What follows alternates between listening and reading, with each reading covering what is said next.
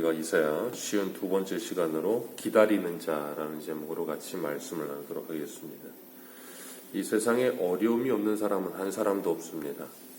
모든 사람은 어려움과 고난과 역경을 통과하면서 살아갑니다. 그래서 세상 사람들도 이 세상을 고요와 같다, 고통의 바다와 같다 그러는데, 그 어려움을 통과하면서 사람이 조급해지면 어제도 우리가 살펴봤던 것처럼 말을 찾게 돼 있어요. 말을 차고라도 빠른 짐승을 타고라도 도망치고 싶고, 그리고 물불을 가리지 않고 나에게 힘을 주고 도움을 줄 것 같은 애굽을 찾아가서 도움을 청하고 싶은 것이 사람의 본성입니다. 그런데 하나님께서는 오늘 18절 말씀 시작에 그러나 라고 말씀하세요. 이 앞에 30장 1절부터 17절까지의 말씀을 뒤집는 접속사 그러나입니다. 그러나 여호와께서 기다리시나니 이는 너희에게 은혜를 베풀려 하심이라. 여호와께서 일어나시리니 너희를 긍휼히 여기려 하심이라 라고 말씀하세요. 하나님의 백성들은 종용이 잠잠하고 하나님께 힘으로도 하나님의 구원을 바라봐야 하는데, 그러지 못하고 자신들의 방법으로 그 문제를 해결하고 싶어 합니다. 그럴 때 하나님께서 한 사람이 꾸짖은즉 1000사람이 도망가고 5이 꾸짖은즉 모든 민족이 도망가게 되어 이스라엘 백성들이 두려움에 쌓이게 될 것이다. 그러나 하나님께서 그 모든 것이 다 지나가고 난 후에 하나님께서 그들에게 은혜를 베푸시고 긍휼을 베풀어 주시겠다라고 말씀하세요. 하나님께서 이 모든 고통과 괴로움을 통과하게 하신 이유 단 하나입니다. 하나님께서 어떤 분이신지를 깨닫게 하시기 위함이에요. 사사기에 보면 여호수아가 죽고 여호수아와 함께하던 모든 장로와 백성들도 다 죽습니다. 그리고 다음 세대가 남겨지는데 그 다음 세대를 다른 세대라고 표현을 해요. 그러면서 하나님께서 전쟁을 알지 못하는 이라는 표현을 쓰시면서 여호수아와 이스라엘 백성들이 정복하지 않고 조금 남겨둔 그들을 통하여 다음 세대들이 되는 그들에게 옆구리에 가시가 되게 하시겠다. 전쟁을 알지 못하고 하나님을 알지 못하는 그들에게 하나님께서 전쟁을 통하여 하나님을 알리시겠다. 하나님은 전쟁의 하나님, 하나님은 이 전쟁에서 우리를 구원하시는 하나님, 우리를 도우시는 하나님이구나 하는 걸 그들에게 경험적으로 알게 하시겠다는 거예요. 하나님은 이스라엘 백성들이 오고 가는, 그래서 한 세대가 가면서 하나님을 경험하고 하나님을 깨달은 자들이 가고 나면 또 다른 세대가 왔을 때 그들에게도 그 전 세대와 똑같이 하나님을 알 수 있도록, 경험할 수 있도록 수많은 일들을 반복해서 가르치시는 거예요.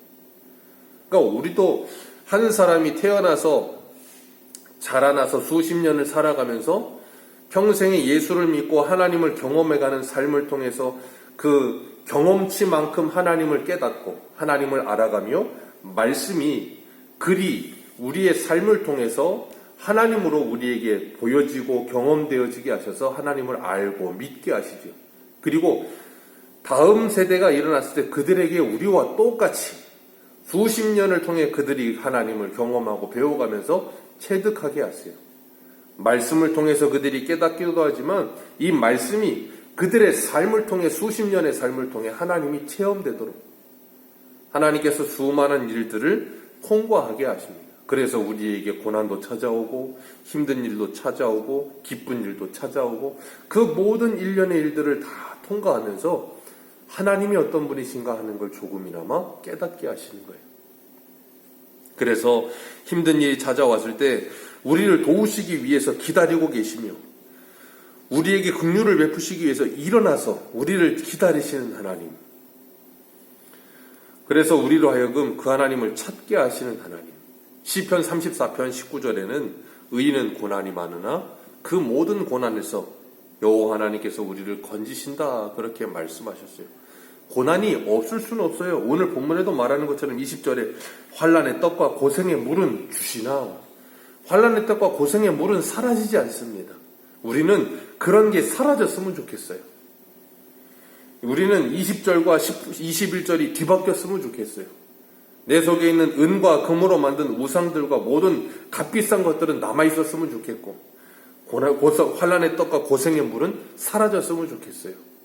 그런데 하나님은 그렇게 하지 않으세요. 환란의 떡과 고생의 물은 남겨두시고 그것을 통해서 하나님을 가르치시며 우리 안에 있는 모든 불순물을 제거해 가시며 하나님의 사람으로 만들어 가시겠다는 거예요. 그래서 사도 바울이 고린도전서 10장 13절에도 사람이 감당할 시험 밖에는 너희가 당한 것이 없나니 오직 하나님은 미쁘사 너희가 감당하지 못할 시험 당함을 허락지 아니하시고 시험 당할 즈음에 또한 피할 길을 내사 너희로 능히 감당하게 하시느니라 말씀하십니다.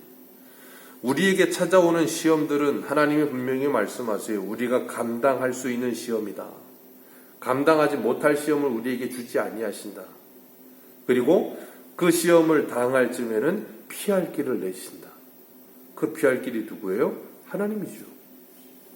하나님께서 기다리고 계시고 하나님께서 은혜를 베푸시려고 기다리시고 긍휼을 베푸시려고 일어서서 기다리고 계신다.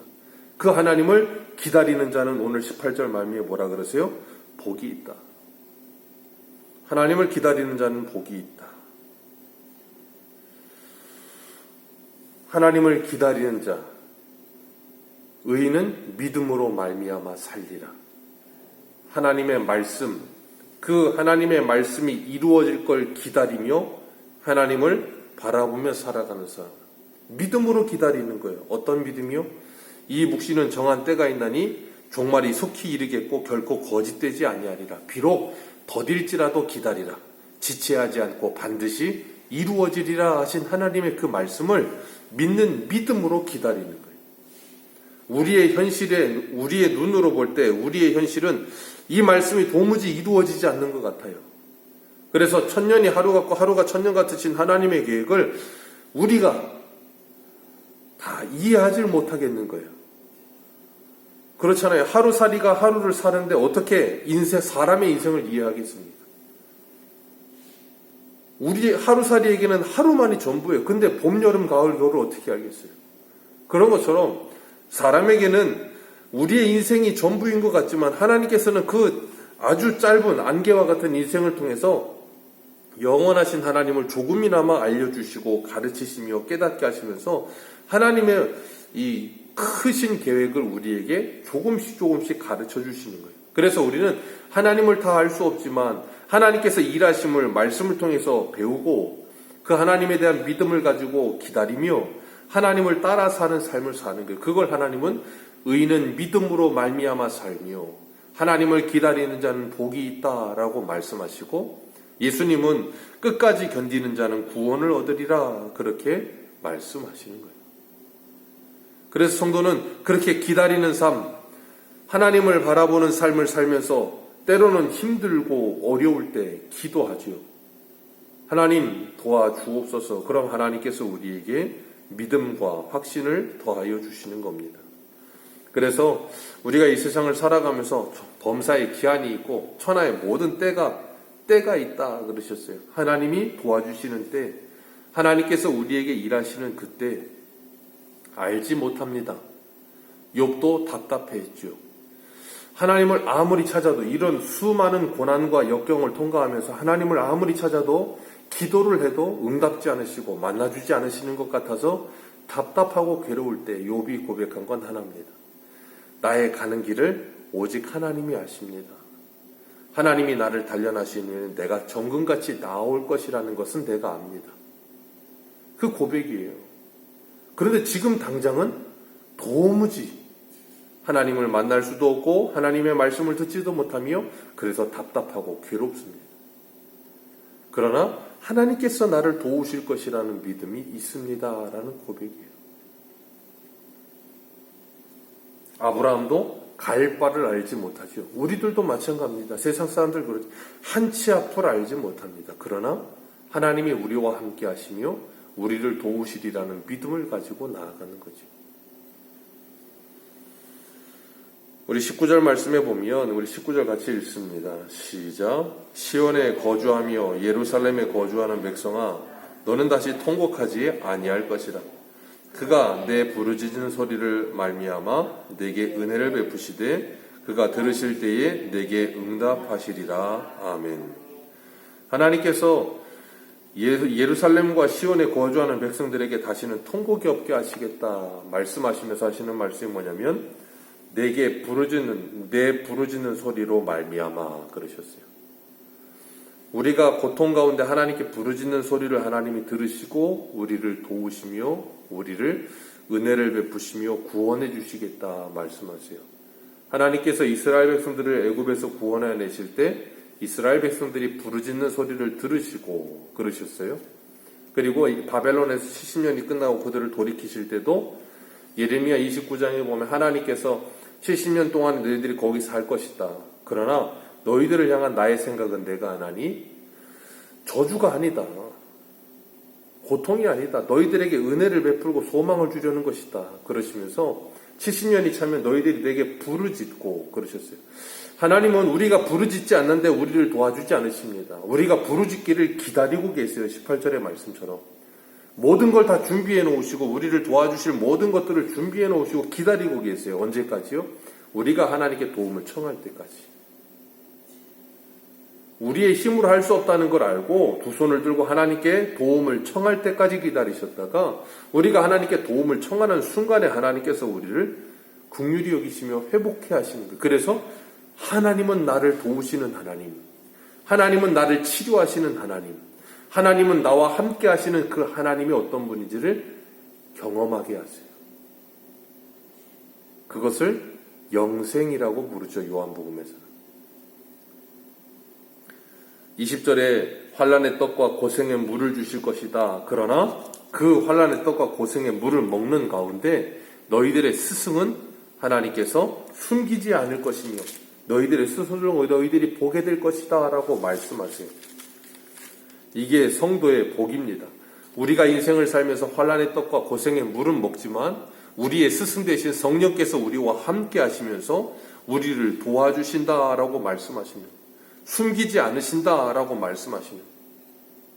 성령께서 우리로 하여금 하나님의 말씀을 조명하시며 바른 길을 보게 하시고 바른 길을 생각나게 하신대요. 그래서 21절에 오른쪽으로든 왼쪽으로든 치우칠 때마다 우리 뒤에서 말소리가 나게 하시겠다는 거예요. 우리가 자동차 운전을 할 때도 내비게이션이 우리가 곁길로 가면 곧바로 안내방송 나옵니다. 경로를 이탈하였습니다. 새로운 경로를 검색합니다. 그러면서 어떻게든 목적지로 가도록 우리를 뭐예요? 끊임없이 인도합니다. 그런 것처럼 성령께서 우리의 보혜사, 우리를 도와주시는 하나님께서 우리와 함께 하시면서 우리로 하여금 바른 길을 걸어가도록 끊임없이 우리를 붙드시는, 이끌어 가시는 거예요.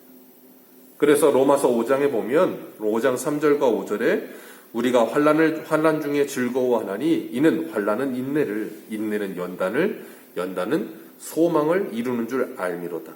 소망이 부끄럽게 아니함은 우리에게 주신 성령으로 말미암아 하나님의 사랑이 우리의 마음에 부음받음이라. 소망이 부끄럽지 아니함은 우리가 믿음으로, 의인은 믿음으로 말미암아 살리라.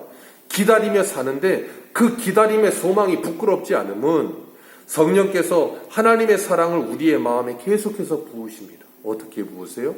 하나님의 말씀을 통해 우리의 마음에 계속해서 부으시는 거예요. 그러니 더욱더 확신이 있고 더욱더 감사하며 주님을 의지하게 되는 거죠.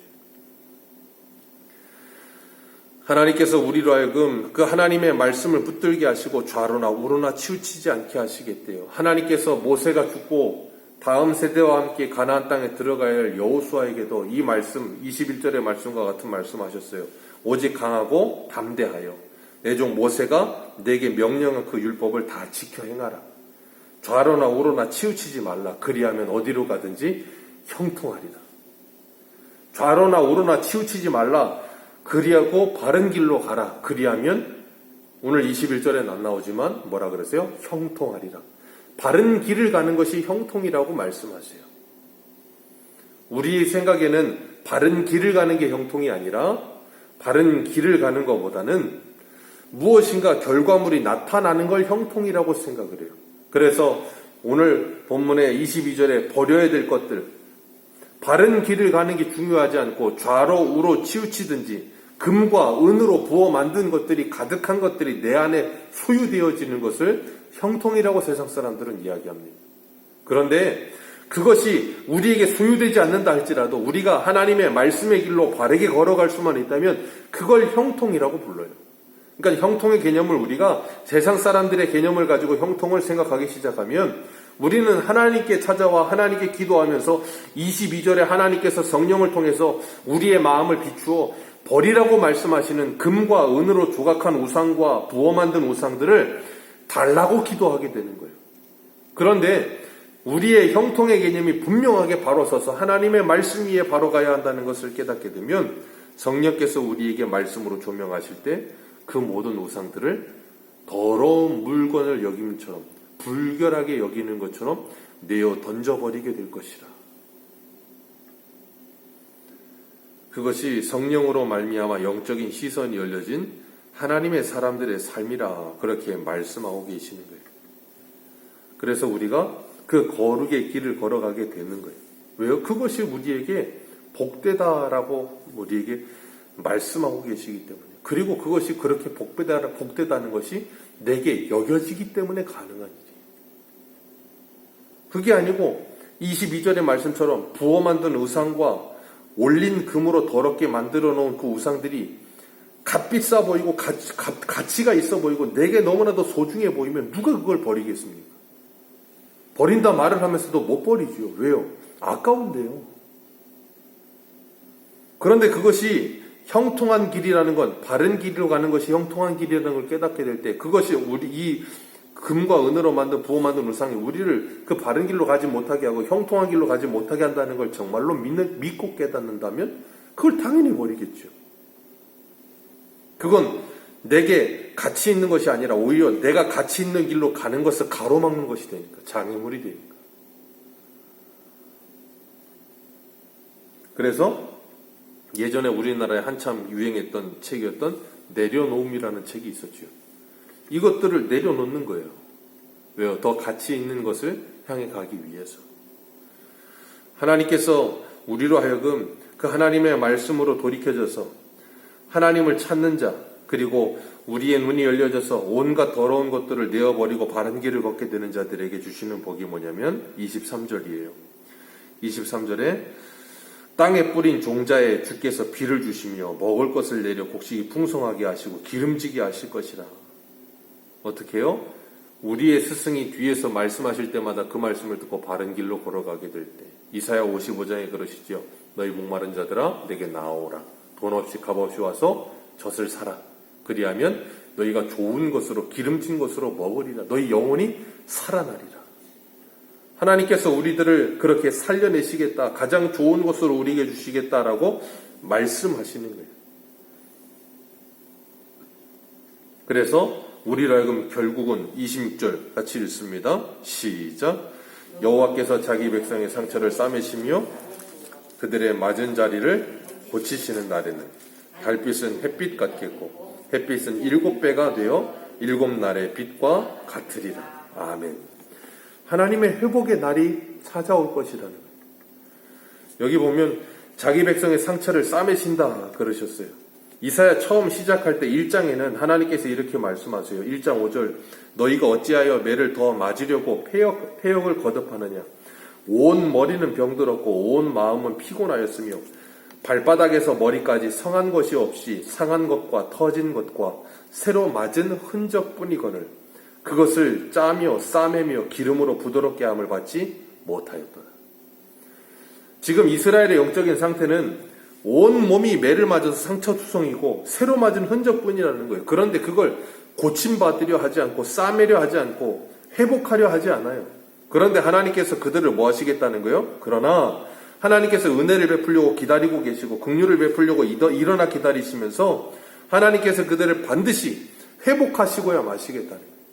그래서 그들 스스로가 모든 더러운 것들을 다 제거해버리고 하나님께 달려오게 될 때, 그 바른 길로 달려오게 될 때 하나님께서 뭐 하세요? 상처를 싸매시며 그들을 회복시키리라. 하나님께서 오늘도 하나님의 은혜를 베푸시기 위해 우리를 도와주시기 위해 기다리고 계십니다. 하나님께 달려오는 자, 하나님께 찾아오는 자를 하나님이 기다리고 계세요. 그리고 하나님을 찾는 자에게 하나님께서 반드시 우리의 상처를 싸매시며 우리를 회복시키시며 하나님의 은혜로 우리를 다시 살아가게 하실 줄 믿습니다. 오늘도 그 은혜 가운데 주님과 함께 다시 시작하는 복된 하루 되시기를, 그 주님의 도우심을 기다리는 하루가 되시기를 주님의 이름으로 축복합니다. 기도하겠습니다.